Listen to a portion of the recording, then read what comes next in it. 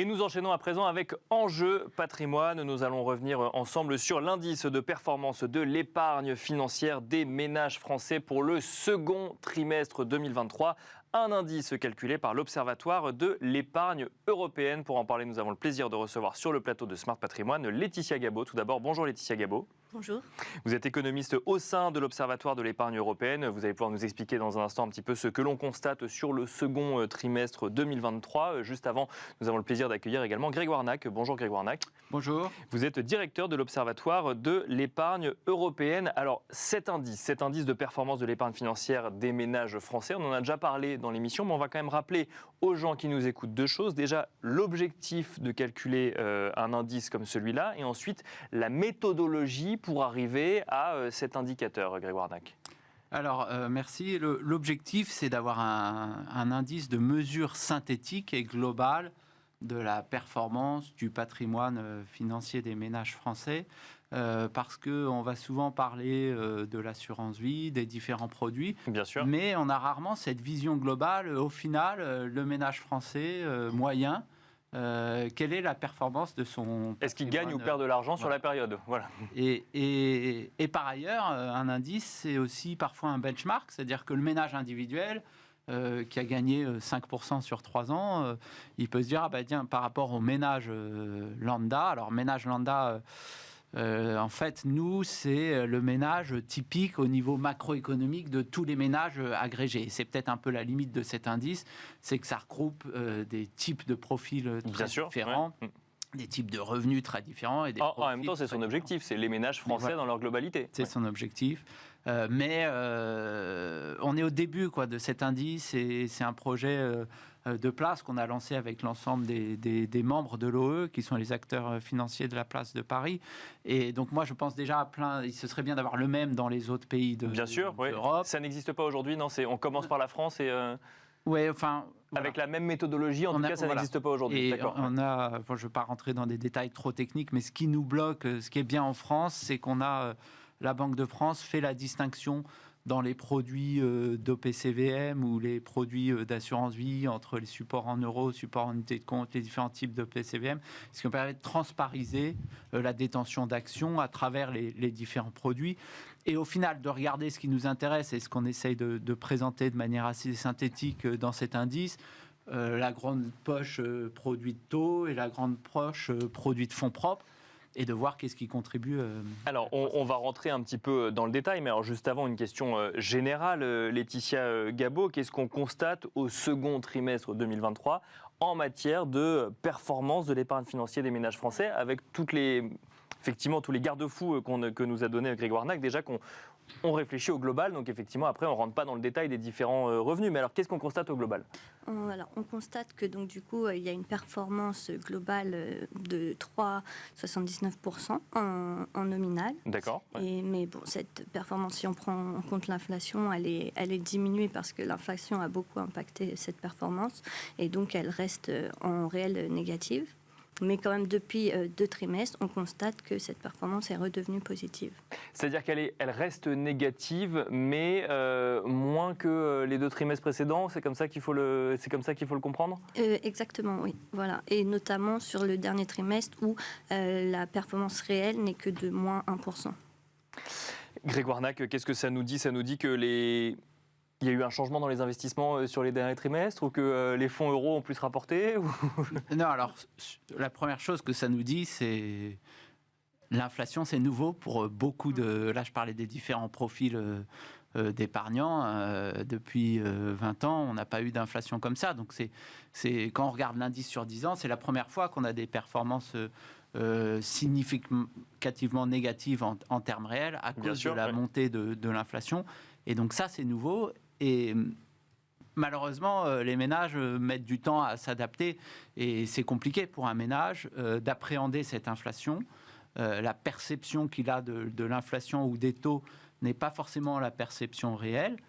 Et donc, paradoxalement, alors que notre indice, pour la première fois depuis 10 ans, est négatif en termes réels est assez fortement négatif. Beaucoup de ménages ont l'impression de enfin gagner de l'argent parce que le livret A est à 3%, alors qu'en fait, ils en perdent plus qu'avant parce que l'inflation est plus élevée et qu'ils mettent du temps. Enfin, ce qu'on voit aussi dans notre indice, c'est que la composition est très, très stable dans le temps.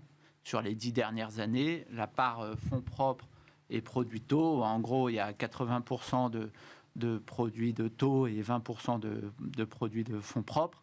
Ça a peu évolué, donc c'était 84-16% 10 ans avant, mais ça évolue un peu depuis 5-6 ans, ça reste très stable. Alors, donc ça veut dire que en gros, les investissements réalisés par les ménages français n'évoluent pas, et ce, malgré, par exemple, un contexte, Laetitia Gabot, un contexte inflationniste qui, lui, pour le coup, a été largement documenté depuis un an. Tous ceux qui s'intéressent de près ou de loin à leur épargne ont entendu parler de l'impact de la hausse des taux sur le sujet, et pour autant, ce que vous constatez, c'est qu'il n'y a pas eu de grand mouvement. C'est ça, la composition globale du patrimoine financier reste relativement stable dans le temps, et c'est vrai que les ménages ont du mal à s'adapter. Et en fait, ce qu'on constate, c'est que justement, l'épargne liquide reste encore fortement prédominante dans le patrimoine total des ménages. Et on arrive, alors effectivement, c'est pas l'objectif de l'indice, mais à avoir quelques clés d'explication là-dessus, ou c'est, alors on peut se dire effectivement que comme plus récemment, ça a offert de meilleures performances, ça n'a pas forcément incité les investisseurs à sortir, mais on essaie. Quand on essaye de comprendre ce comportement, qu'est-ce qu'on peut identifier ? En fait, les ménages français restent quand même frileux par rapport au risque. Beaucoup n'aiment pas prendre trop de risques, et donc c'est vrai que le livret A et l'assurance vie en euros restent des placements phares en fait pour les ménages français, et notamment là, le livret A avec un taux à 3%, beaucoup de gens préfèrent investir dans leur livret A, malheureusement, malgré le fait qu'ils perdent de l'argent, comme le disait Grégoire Nac, par rapport à un taux d'inflation. Si j'ai sous les yeux effectivement un certain nombre de comparatifs que vous avez fait, Laetitia Gabot. Si on compare par exemple à un indice action ou un indice obligataire sur une dizaine d'années, alors là c'est le CAC 40 que j'ai sous les yeux quand on parle d'indice action, comment se situe l'épargne financière des Français ? Est-ce que la prudence paie ou au contraire Disons que s'ils avaient investi en action sur longue période, ils auraient eu une meilleure performance. D'accord, ouais. Voilà. Sachant que vous calculez sur 10 ans, on parle de la performance sur le deuxième trimestre 2023, mais vous étalez ça ensuite sur 10 ans, bien sûr, parce qu'on regarde de l'épargne longue. Oui. Sur longue période, investir en bourse est forcément plus rentable que d'investir sur des produits liquides. Voilà. Mais ça, c'est encore une conception que les ménages français ont du mal à intégrer. Et alors, si on avait été sur un indice obligataire, c'est là où c'est intéressant, puisque là, aujourd'hui, tout le monde parle du retour de l'obligataire, mais si on regarde sur les 10 dernières années, c'est peut-être pas forcément vrai. Voilà, c'est pas forcément vrai. Et si on regarde là, par exemple, l'obligataire, il y a eu la hausse des taux, mais on remarque que quand même la performance a été relativement stable, autour un peu moins d'1%. Voilà. Grégoire Nac, qu'est-ce que ça nous dit, ces comparatifs entre effectivement, la manière dont les Français ont de gérer leur épargne, qui n'a pas l'air de tellement bouger dans le temps, si je comprends un petit peu effectivement ce que vous calculez sur l'indice, et les différentes autres possibilités qui auraient pu leur être offertes sur le même laps de temps. Oui, alors ce que ça nous dit, c'est que l'investisseur particulier, c'est pas un investisseur institutionnel sophistiqué. Et déjà, comprendre l'obligataire, c'est pas facile. Et en fait, quand il investit dans l'obligataire, c'est à travers des produits d'assurance vie. Et pourquoi ? Pour moi, il y a 2 raisons principales. 1, la fiscalité, et 2, la manière dont les produits sont vendus. Et la fiscalité, moi je pense qu'en France c'est très important. Souvent on dit le produit préféré des Français c'est l'assurance vie, mais l'assurance vie pour moi c'est une enveloppe fiscale. Bien sûr, après tout dépend ce qu'on met dedans. Oui. Des obligations et des actions, mais donc ça c'est une question d'éducation financière et c'est normal. Enfin on ne peut pas demander à quelqu'un qui n'est pas familier du sujet à s'adapter à un environnement économique complexe comme le ferait un investisseur institutionnel. Ça ne veut pas dire que ça ne bouge pas du tout, et je pense que par exemple la part des UC augmente petit à petit, que les ménages commandent à prendre conscience du fait que sur le long terme, ce sont les actions qui leur apporteront de l'argent. Bien sûr. Mais c'est notamment aussi, je pense que la loi Pacte en France a eu un impact là-dessus, et les incitations fiscales, ont un rôle clé. Est-ce qu'on a, alors ou Grégoire ou Laetitia, est-ce qu'on a une idée d'une cartographie, une photographie du patrimoine moyen des Français aujourd'hui, des ménages français, entre immobilier détenu en direct, actions détenues en direct, assurance vie, compte titre? On a la capacité d'avoir des ordres de grandeur de ce patrimoine? Oui, c'est quelque chose qu'on suit régulièrement, assez bien. Voilà. Et Laetitia, qui produit le tableau de bord de l'OE qu'on publie chaque trimestre, bon, là aussi, on regarde chaque élément. En gros, sur le patrimoine financier, il y a 45% de liquidité, 40% d'assurance vie, et 15% d'actions détenues directement, d'actions cotées détenues directement et indirectement. Dans nos analyses, on a tendance à toujours retirer, nous, les actions non cotées. D'accord, oui. À cause des méthodes de valorisation qui peuvent être incertaines et du fait que souvent, c'est des entrepreneurs qui détiennent en fait leur outil de travail plus que l'investissement. Et ça pourrait venir fausser l'analyse, effectivement. Exactement. Ouais. Donc, on préfère retirer. Et ensuite, au patrimoine global, il y a 60% tu me corriges si j'ai faux, 60% de non financiers et 40% de financiers. Bon, et donc on a dit effectivement que ça évoluait pas beaucoup dans le temps. Un mot peut-être pour conclure, Laetitia Gabot, on repasse en positif, même si en réel, face à l'inflation, on reste négatif. Est-ce que ça veut dire qu'on peut s'attendre à ce que le mois prochain, alors je sais que effectivement les chiffres le diront de toute façon, que le trimestre prochain, on continue sur une dynamique positive, ou comment est-ce qu'on voit un petit peu la fin de l'année? Alors, là, sur le troisième trimestre, on va bientôt avoir les données, mais toutes ne sont pas encore disponibles. Mais déjà, ce qu'on a pu voir, c'est qu'il y a eu quand même une baisse des marchés actions, notamment du CAC 40. Et donc, ça devrait quand même impacter négativement l'indice, mais peut-être dans une moindre mesure, étant donné que les actions représentent 15% à peu près du patrimoine financier des ménages.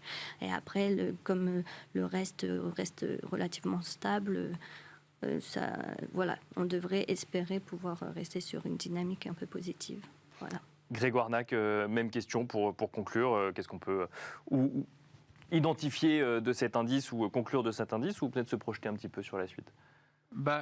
Je pense que la période qui vient est intéressante parce que, comme je le disais au début, c'est nouveau. C'est nouveau parce qu'il y a de l'inflation, ce qui n'existait pas avant, et qu'on revient petit à petit à des niveaux plus raisonnables.